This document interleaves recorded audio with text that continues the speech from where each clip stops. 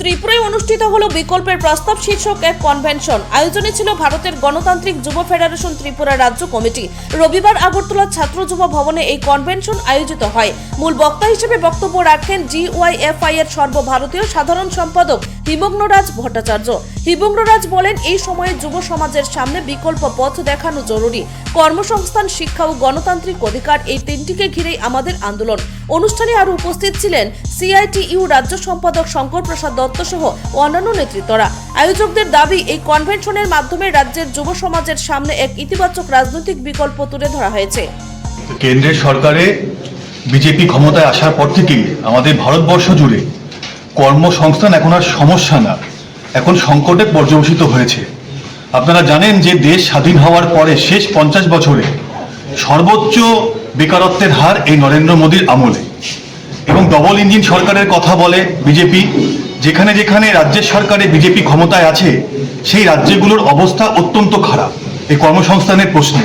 এই ত্রিপুরা রাজ্য, এই রাজ্যতে প্রতিদিন বেকারত্বের হার বাড়ছে। এখান থেকে, গ্রাম থেকে, একদম শহর থেকেও এখন বাইরে ছেলেরা মেয়েরা কাজ করতে যাচ্ছে, আর দুর্ঘটনা ঘটছে, কফিন বন্দি হয়ে ফিরে আসছে ত্রিপুরার বুকে।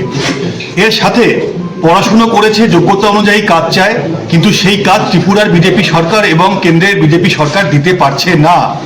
এর বিরুদ্ধেই হচ্ছে আজকে আমাদের এই কনভেনশন।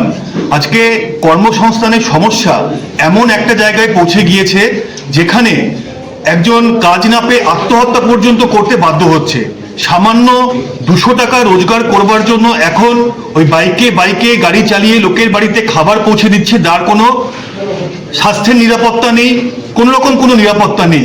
10 মিনিটে লোকের মাসকাবাড়ির বাজার পৌঁছে দেবে বলে কোম্পানিগুলো বিজ্ঞাপন করছে।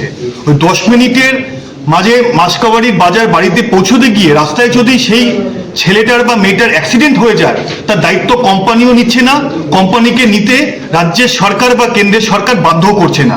এর বিরুদ্ধেই হচ্ছে আমাদের DYFI লড়াই। এই সমস্যা আরো আগামী দিনে বাড়বে, তাই আমরা DYFI ত্রিপুরা রাজ্য কমিটি আজকে এই কনভেনশনের উদ্যোগ করেছে। আমাদের এখানকার সংগঠনের নেতৃত্বরা এসছেন।